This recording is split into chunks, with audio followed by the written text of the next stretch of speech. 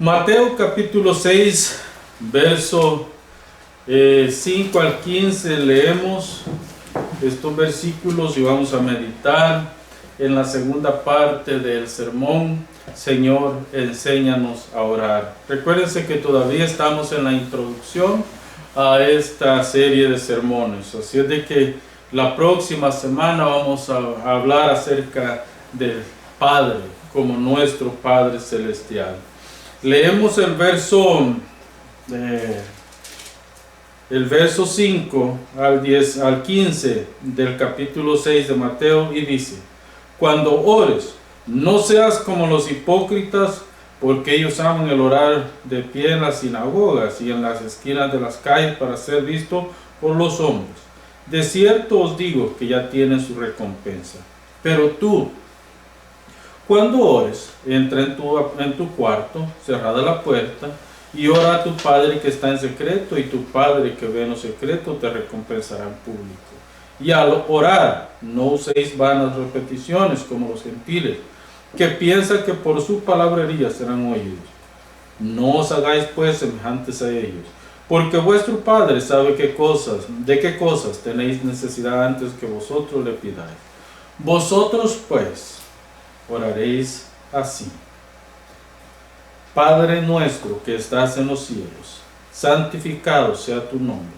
Venga tu reino, hágase tu voluntad como en el cielo, así también en la tierra. El pan nuestro de cada día, danoslo hoy.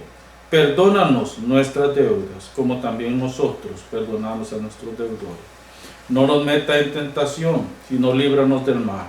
Porque tuyo es el reino, el poder y la gloria, por todos los siglos. Amén. Por tanto, si perdonáis a los hombres sus ofensas, os perdonará también a vosotros vuestro Padre Celestial. Pero si no perdonáis sus ofensas a los hombres, tampoco vuestro Padre os perdonará vuestras ofensas. Hasta aquí la palabra del Señor.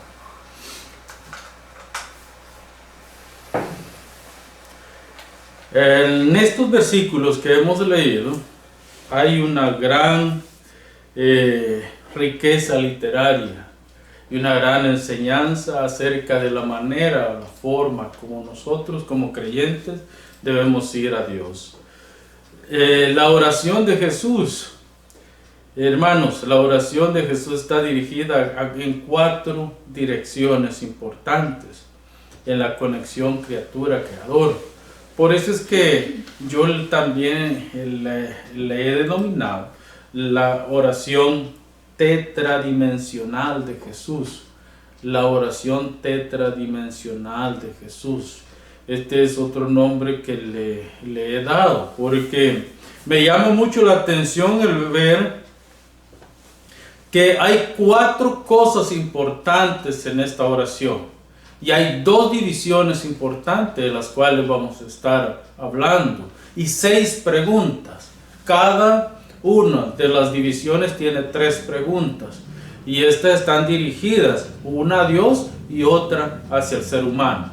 Entonces recuerden, está dirigida primeramente a Dios, las primeras 3 preguntas, y la primera división está dirigida a Dios, la segunda división está dirigida a los seres humanos, y por ende podemos hablar de lo que en discipulado se conoce como la cruz del discípulo. En el discipulado se conoce la cruz del discípulo por el palo que es vertical y el palo que es horizontal. Entonces, cuando hablamos de nuestra conexión con Dios, estamos hablando de lo vertical, donde el cuerpo de Jesucristo pendía de la cruz. Y luego estamos hablando de la relación con los demás como la parte horizontal de la cruz. Entonces, donde Jesús tenía extendido sus brazos. Esta es la cruz del discípulo. De esta manera es que vamos a ver la oración. La oración es para los discípulos de Jesús. No es para todo el mundo. No todo el mundo va a orar, y aunque oren, no van a ser escuchados por el Padre, porque el Padre solamente escucha a los que son sus hijos. Primero vamos a ver, hermanos, cómo la primera parte de esta tetradimensión de la oración de Jesús tiene que ver con la exaltación a Dios. Como Dios nuestro Padre debe ser exaltado. El Padre nuestro nos da una guía de cómo nuestra oración debe ser. No debe ser aprendida de memoria y decirla y recitarla solo por recitarla. No se trata de eso. De lo que se trata es que nuestra oración sea presentada con nuestras propias palabras, pero en un orden específico, en un orden, cómo debemos de presentarla delante de Dios. Por eso, hermanos, comenzamos, Padre nuestro que estás en los cielos. Padre que estás en los cielos. Esto se refiere, como ya les dije en algunas ocasiones, el atributo de trascendencia de Dios. Dios está sentado en su trono y nosotros solamente a través de Cristo podemos tener acceso a Dios. Podemos tener acceso al trono de Dios. Sin Jesucristo nosotros no podemos accesar al trono de Dios. Dios merece que sus hijos, en todo el sentido de la palabra, presenten una adoración, un agradecimiento, una oración que reconozca su grandeza, que reconozca su estado de rey, que reconozca su estado paternal, que reconozca quién es Dios y quiénes somos nosotros. Nosotros, hermanos, hacemos bien en conocer los atributos de Dios. Los atributos de Dios son aquellas características que definen el ser de Dios, que nos enseñan quién es Dios y cómo Él se comunica con nosotros. Entonces, por ejemplo, uno de los grandes atributos de Dios es su eternidad. Uno de los grandes atributos de Dios es su grandeza. Uno de los grandes atributos de Dios es su santidad. Y nosotros, hermanos, hacemos bien al conocer todos estos atributos de Dios y comunicarnos delante de Dios a través de estos atributos, porque esto nos enseña que tenemos un conocimiento de quién es Él. El amor de Dios es otro de los grandes atributos. Hay gente que cree que Dios ama, pero en realidad, hermanos, Dios no ama. Su ser completo es amor. Él es amor desde la eternidad hasta la eternidad. Su mayor atributo, o si lo podemos categorizar, su mayor atributo es el amor. ¿Por qué? Porque eso define lo que Dios es, lo que Dios siente, cómo interactúa con nosotros, sus hijos. Por eso es que después de decir Padre nuestro que estás en los cielos, el Señor le está diciendo a los discípulos, le van a decir, santificado sea tu nombre, santo sea tu nombre. Otro atributo de Dios. Nosotros somos santos, pero somos santos porque en Cristo hemos sido santificados. Pero Dios es santo, su ser completo está envuelto en una perfecta santidad. ¿Por qué? Porque nada puede contaminarlo. Dios no puede ser contaminado con absolutamente nada, porque no permite su atributo de santidad ser contaminado. Entonces, por eso es que el Señor dice, santificado sea tu nombre. Los seres angélicos, hermanos, incluyen en su adoración esta frase, santo, santo, santo. Isaías dice en el capítulo 6 que los querubines, los serafines adoraban a Dios con estas tres definiciones de su santidad. Santo, santo, santo. El Apocalipsis también nos informa que los 4 seres vivientes y los ángeles y luego una multitud de todos los redimidos de todas las naciones del mundo se unen a este coro y dicen, santo, santo, santo sea el Señor Dios Todopoderoso, el Dios que todo lo puede. En esa dirección es que nosotros debemos orar. La segunda parte que nos enseña esta la oración tetradimensional de Dios se encuentra en el cuidado de Dios por su pueblo. En el cuidado de Dios. Aquí involucra muchas cosas. Dios provee para las necesidades de nosotros. Dios provee un cuidado tanto físico como espiritual. Él provee las cosas que necesitamos para que podamos seguir adelante. Recuerde una cosa, Él proveyó al Hijo para que el Hijo fuera el sustituto de Adán, el sustituto de la humanidad, el sustituto de los elegidos, en restaurar la relación con Dios. Adán perdió esa relación, Cristo la restaura.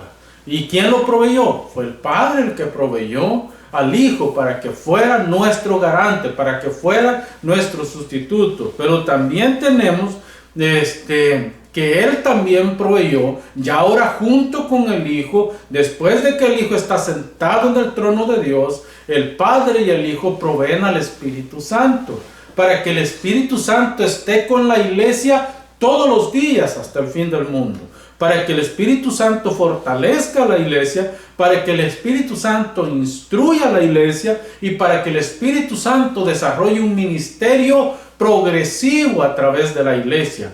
Un ministerio que va desde Pentecostés hasta la segunda venida de Cristo. Un ministerio que va dándonos apoyo a la iglesia mientras pasamos por dificultades, mientras pasamos por momentos difíciles, mientras pasamos por grandes persecuciones.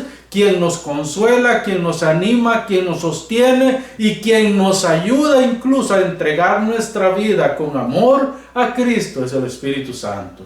Nosotros por nuestra propia fuerza nada podemos hacer. Es a través de la obra del Padre, del Hijo y del Espíritu Santo que caminamos en este mundo. Por eso es que nosotros podemos tener seguridad de que Dios cuida de nosotros en la parte física, proveyendo el pan cada día, pero también en la parte espiritual, donde Él ha provisto al Hijo y al Espíritu Santo, pero sobre todo a su palabra, para que nosotros caminemos de acuerdo a esta palabra.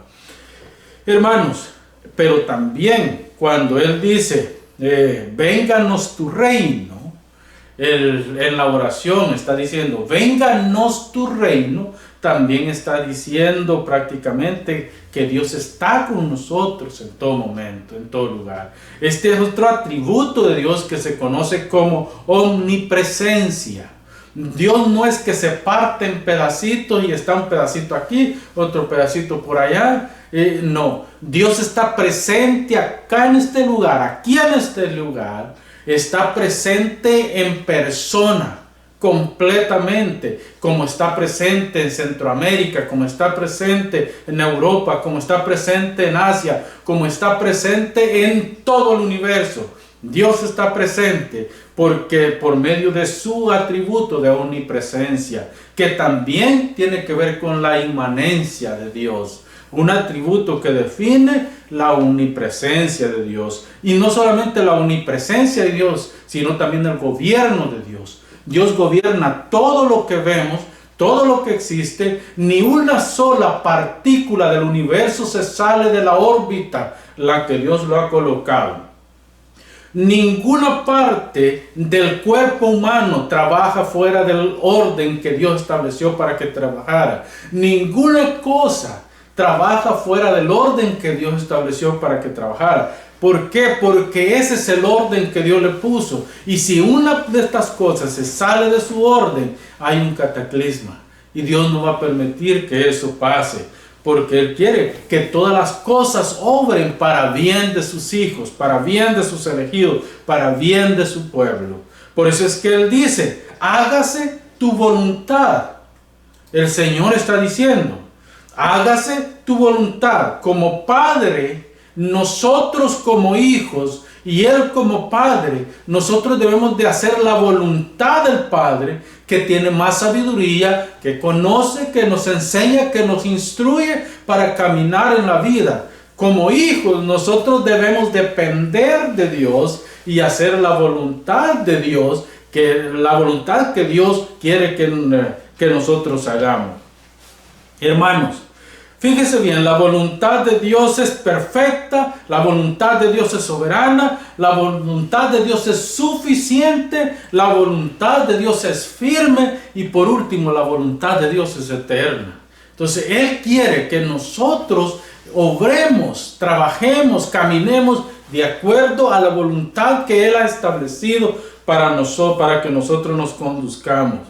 Por eso el Señor pide que sometamos nuestra voluntad a la voluntad del Padre, la voluntad perfecta del Padre, porque nuestra voluntad es imperfecta, mientras que la voluntad del Padre se mantiene absolutamente perfecta, perfectamente perfecta, sin ninguna complicación.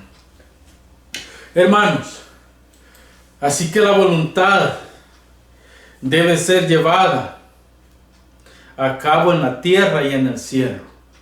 En el cielo se da la voluntad. En el cielo la voluntad de Dios se lleva a cabo perfectamente. Los ángeles hacen a perfección lo que el Padre les encomienda que hagan. Todo se hace en el cielo según la perfecta voluntad del Padre.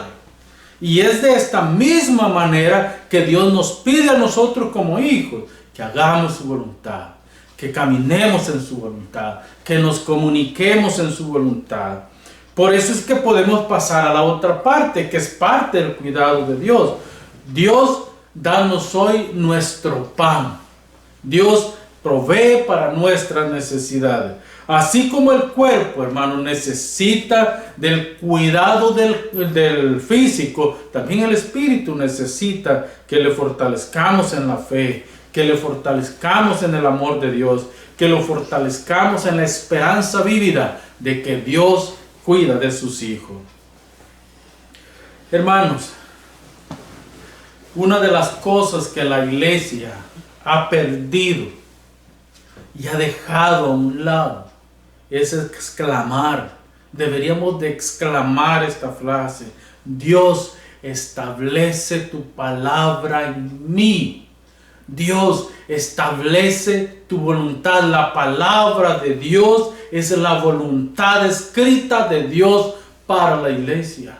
Y la iglesia debería exclamar: oh Dios mío, haz tu voluntad en mí a través de tu palabra. Enséñame a obedecerla. Enséñame a temerla y enséñame a amar tu palabra para poder amarte de esta manera a ti también.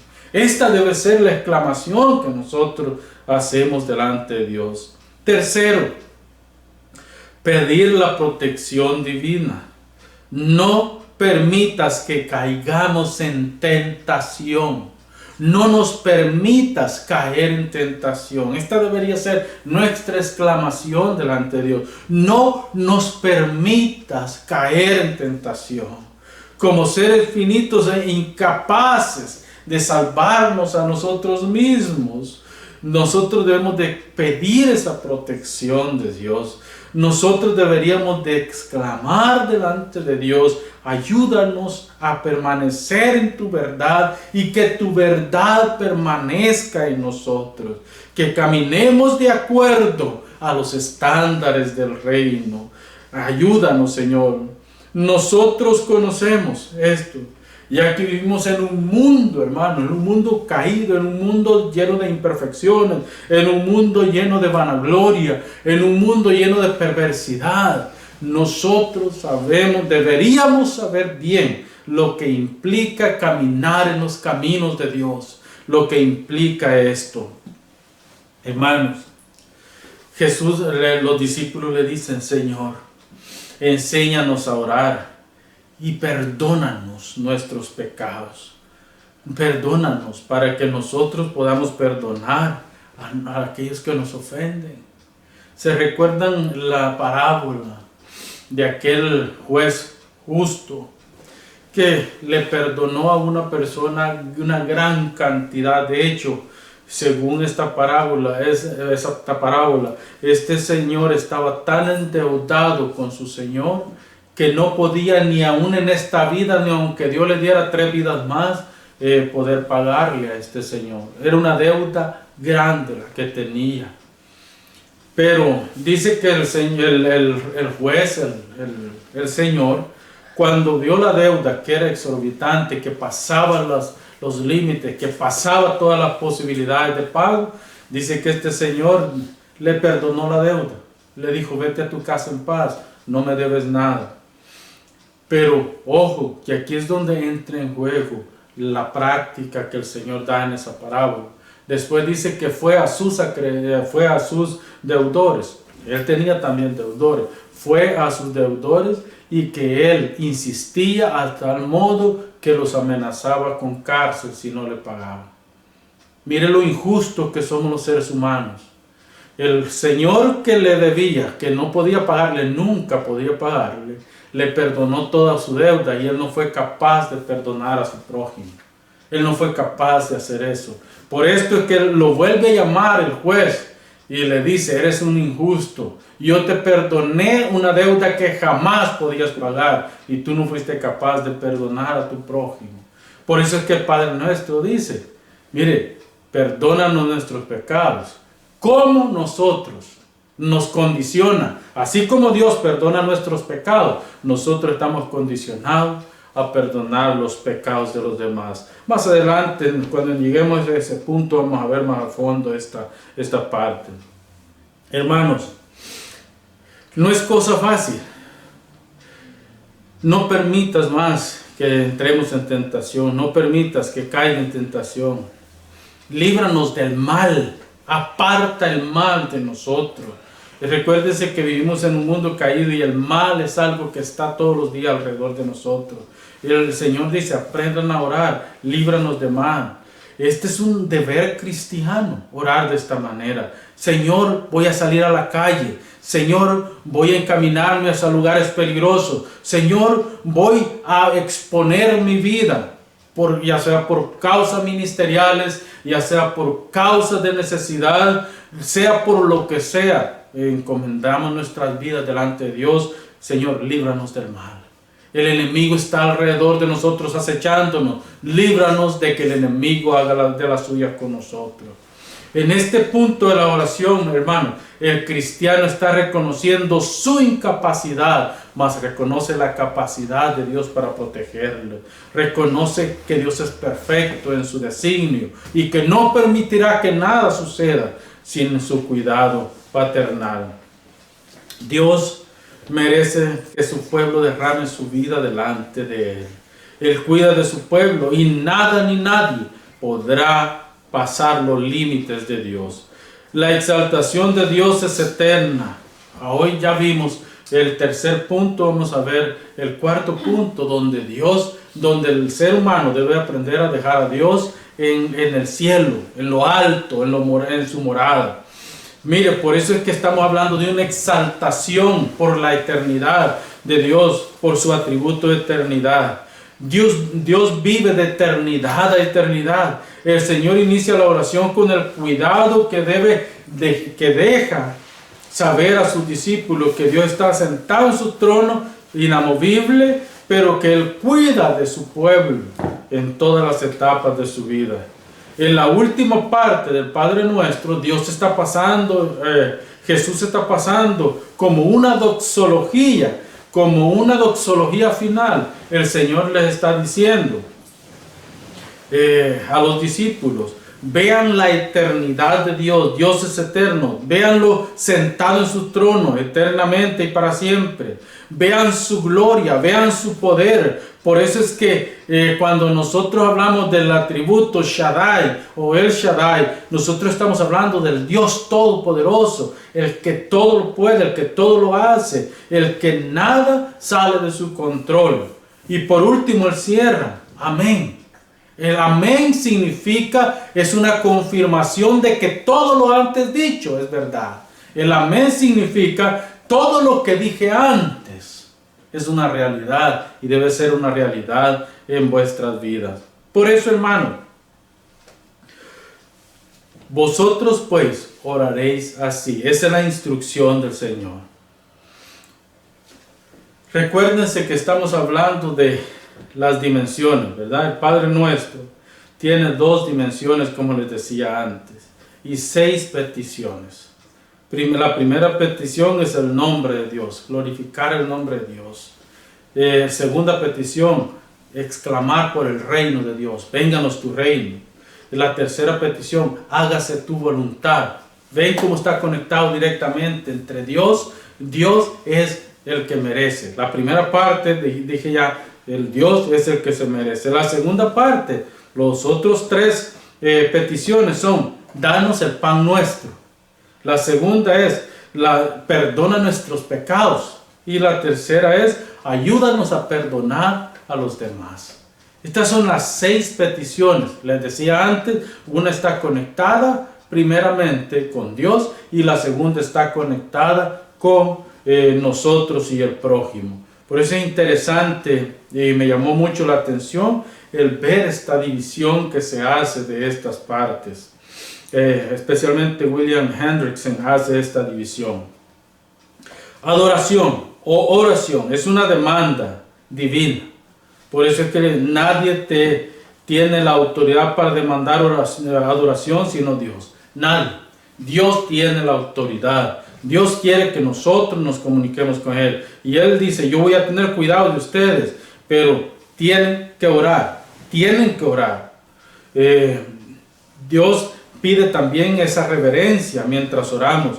Nosotros no debemos de orar solamente por orar, sino que debemos de orar con reverencia, sabiendo quién es Dios. Permítanme, hermanos, ver algunos pasos en la oración. El primer paso que vamos a ver es: Dios es Padre, verso 9. Dios es el Padre nuestro Señor Jesucristo. No, ningún otro Dios, óigame lo que le voy a decir, ningún otro Dios, ninguno, tiene este calificativo. Solamente Dios. Él es Padre. Él sí puede adjudicarse paternidad. Primero, porque Él eternamente engendró a su Hijo. Eternamente es Padre. Eternamente Jesús es el Hijo de Dios. Eternamente y para la eternidad Jesús es el Hijo de Dios. Y luego, a través de Jesús, nos adoptó a nosotros como hijos suyos. A través de Cristo, Él nos ha adoptado como hijos suyos. ¿Qué significa esto? Significa principalmente que nosotros, por medio del sacrificio de Cristo, inmediatamente que reconocemos a Cristo como Salvador y su justicia es aplicada a nosotros, nosotros pasamos a ser de la familia de Dios. Pasamos a ser de la familia de Dios. Por eso es que nosotros nos saludamos como hermanos, por hermanos en la fe. Somos hijos de un mismo Dios a través del Hijo eterno, Jesucristo. Hermanos, después dice: Dios es santo. Dios pide que le adoremos con este atributo porque Él es santo, porque nunca hay nada que salga de su control. Además de eso, la Biblia nos instruye que nosotros debemos declamar el reino de Dios.